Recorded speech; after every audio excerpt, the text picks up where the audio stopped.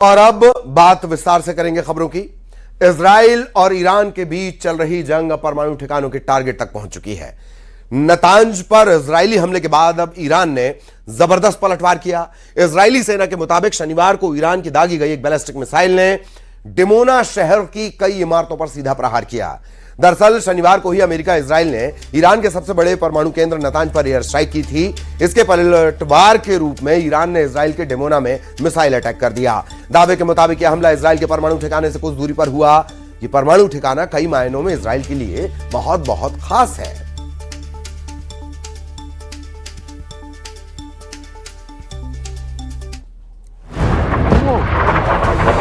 Whoa!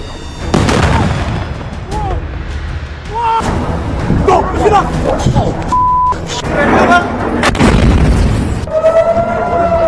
Go! Get up! Whoa! Whoa!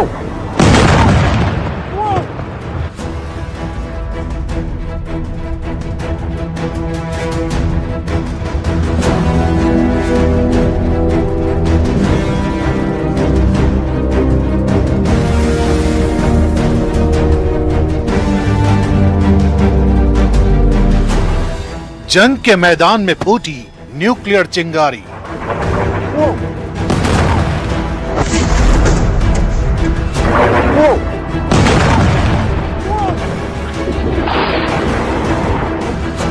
Israel के Dimona पर Iran का अटैक।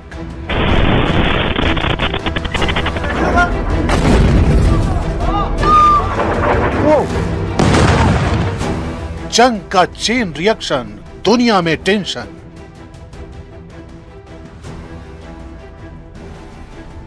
21 मार्च की शाम जब ईरान से दागी गई बैलिस्टिक मिसाइलें इजराइल के दक्षिणी शहर डिमोना और अराद की ओर बढ़ी, तब सिर्फ एक हमला नहीं हुआ बल्कि एक मैसेज दिया गया।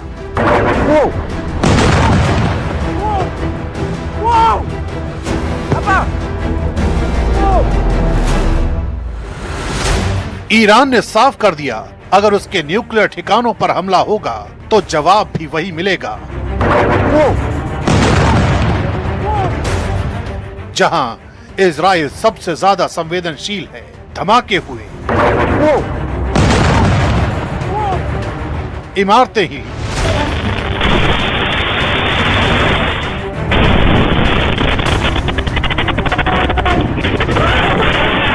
और लोगों में दहशत फैल गई।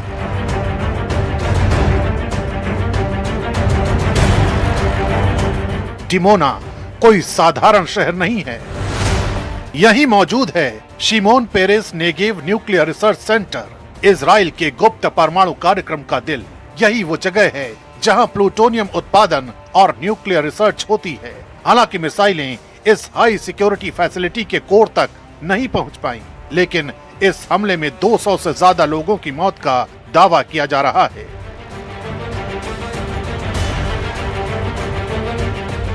इस हमले के दौरान आसपास के रिहायशी इलाकों में नुकसान हुआ। यही वजह है कि इस हमले को सिर्फ सैन्य नहीं बल्कि रणनीतिक चेतावनी भी माना जा रहा है। दूसरी तरफ इस हमले की जड़ें जुड़ी हैं नतांज न्यूक्लियर फैसिलिटी से, जहां रिपोर्ट्स के मुताबिक अमेरिका और इजराइल ने एयर स्ट्राइक को अंजाम दिया। ईरान ने इसे अपनी संप्रभुता और परमाणु क्षमता पर सीधा हमला माना, और फिर जो हुआ वो था आंख के बदले आंख वाला जवाब।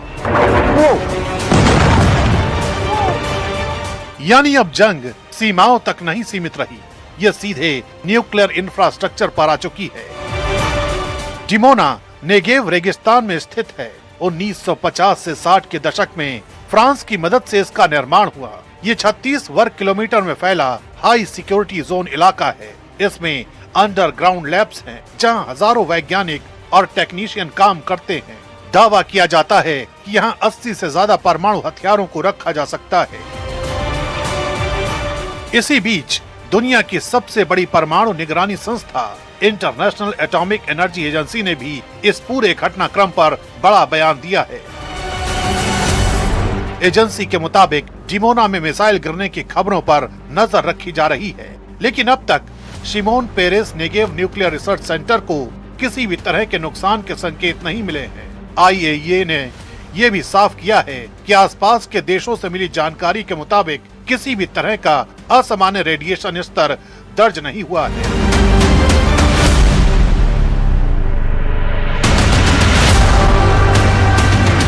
एजेंसी लगातार हालात पर नजर बनाए हुए है। IAEA के director general Rafael Mariano Grossi ने सभी पक्षों को चेतावनी देते हुए कहा है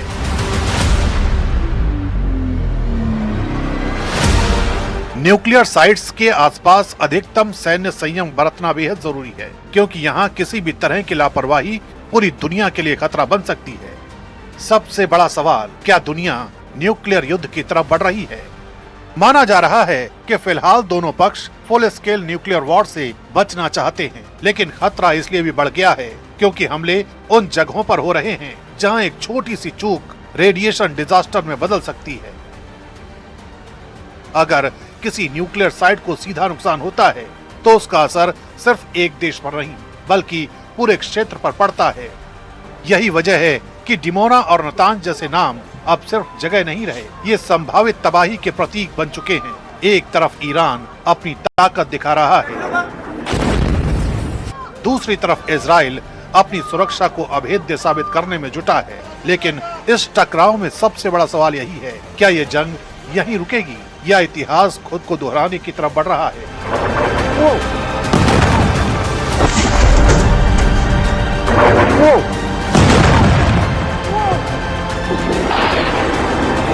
क्योंकि अगर न्यूक्लियर ट्रिगर सच में ऑन हुआ तो अगली कहानी सिर्फ जंग की नहीं बल्कि अस्तित्व की होगी।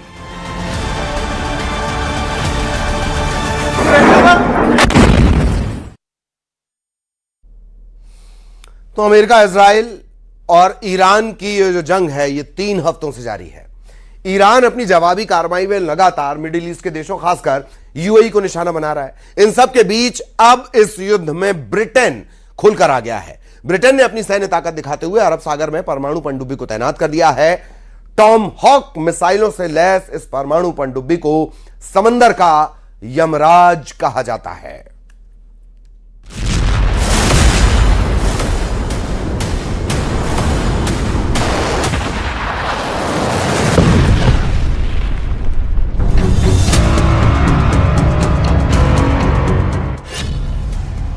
ईरान के पास समंदर में यमराज की एंट्री।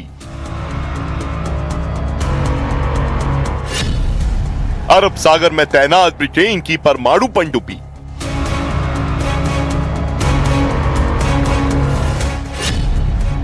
समंदर का साइलेंट किलर, ईरान पर मंडराया खतरा।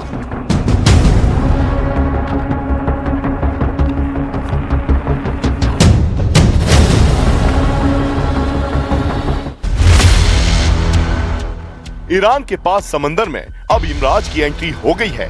यूनाइटेड किंगडम की रॉयल नेवी की सबसे आधुनिक परमाणु पनडुब्बी HMS एनसन अब अरब सागर की लहरों को चीरते हुए ईरान की दहलीज तक पहुंच गई है। अरब सागर में तैनात HMS एनसन नाम की इस पनडुब्बी को समंदर का शिकारी कहे तो गलत नहीं होगा, क्योंकि इसकी ताकत ही इसे सबसे बड़े शिकारी का दर्जा देती है। ब्रिटेन के अखबार डेली मेल के मुताबिक ईरान के खिलाफ जंग में ब्रिटेन खुलकर सामने आ गया है। ब्रिटेन की रॉयल नेवी ने अरब सागर में अपनी घातक परमाणु पनडुब्बी की तैनाती कर दी है। दरअसल ईरान के खिलाफ युद्ध में ब्रिटेन ने अब अपनी नीति बदल दी है। उसने अमेरिका को अपने सैन्य बेस का इस्तेमाल करने की परमिशन भी दे दी है। ऐसे में अब स्ट्रेट ऑफ हॉर्मुज में जहाजों को निशाना बना रहे ईरानी ठिकानों को तबाह करने के लिए अमेरिका ब्रिटिश सैन्य बेस का उपयोग कर सकता है। ब्रिटेन की सबसे बड़ी और सबसे शक्तिशाली हमलावर पनडुब्बियों में से एक HMS एनसन कोई मामूली सबमरीन नहीं बल्कि समंदर में तैरता हुआ बारूद का एक ढेर है। HMS एनसन नाम की ये पनडुब्बी टॉम हॉक क्रूज मिसाइलों से लैस है, जो करीब 1600 किलोमीटर दूर से ही अपने टारगेट पर सटीक हमले करने की कैपेसिटी रखती है। इसके साथ ही इसमें स्पेयरफिश हैवी वेट टॉर्पीडो शामिल है, जो बड़े से बड़े जहाजों को मलबे में बदलने की ताकत रखती है। 318 फीट लंबी ये पनडुब्बी 7400 टन वजनी है।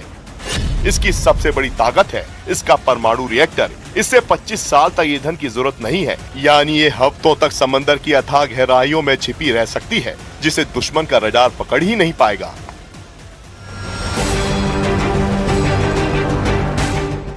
यानी अरब सागर में बैठकर ये पनडुब्बी पलक झपकते ही टॉम हॉक क्रूज मिसाइल से ईरान के किसी भी शहर को खंडर बनाने में देर नहीं करेगी। यही नहीं, अगर समंदर में कोई जहाज इसे रोकने की कोशिश करेगा तो इसके पास ये ऐसे टॉर्पीडो हैं जो एक झटके में किसी भी बड़े युद्धपोत को जल समाधि दे सकते हैं। ब्रिटेन की इस परमाणु पनडुब्बी की तैनाती का मतलब यह है कि अब ब्रिटेन और उसके सहयोगी देश ईरान को हल्के में नहीं ले रहे हैं। अरब सागर में HMS एनसन की मौजूदगी गेम चेंजर साबित हो सकती है। अमेरिकी बेड़ों के साथ मिलकर ये अरब सागर में बॉस के रूप में काम कर सकती है। इसकी तैनाती ये दिखाती है कि अगर पश्चिम एशिया में आग लगी तो उस आग में कूदने के लिए ब्रिटेन पूरी तरह से तैयार है। पश्चिम एशिया में चल रही जंग में ब्रिटेन की एंट्री की एक और वजह सामने आ रही है। इजरायली अधिकारियों के मुताबिक ईरानी सेना ने लंबी दूरी की मिसाइलों को दागना शुरू कर दिया है। ईरान के इस एक्शन से पश्चिम एशिया से बाहर भी हमलों का खतरा बढ़ गया है। इजरायली सेना प्रमुख ने दावा किया कि ईरान ने अमेरिकी ब्रिटिश सैन्य ठिकाने डियागो गार्सिया पर 2 बैलिस्टिक मिसाइलें दागी। רק אתמול איראן שיגרה טיר בליסטי בין יבשתי דו-שלבי לטווח של 4,000 קילומטרים לעבר מטרה אמריקאית באי דייגו גרסיה. טילים אלו לא נועדו לפגוע בישראל. הטווח שלהם מגיע לבירות אירופה. बताया गया कि इनमें से एक मिसाइल उड़ान के दौरान ही फेल हो गई, जबकि दूसरी को अमेरिकी जंगी जहाज से दागे गए इंटरसेप्टर ने हवा में ही नष्ट कर दिया। यानी हमला हुआ लेकिन टारगेट तक नहीं पहुंच सका। लेकिन डिएगो गार्सिया को टारगेट करके ईरान ने यह मैसेज जरूर दे दिया है कि उसके मंसूबे बहुत घातक हो चुके हैं। मतलब डिएगो गार्सिया पर मिसाइल अटैक होने से गुस्साए ब्रिटेन ने ईरान को सबक सिखाने के लिए अपनी सबसे धाकड़ परमाणु सबमरीन अरब सागर में उतार दी है।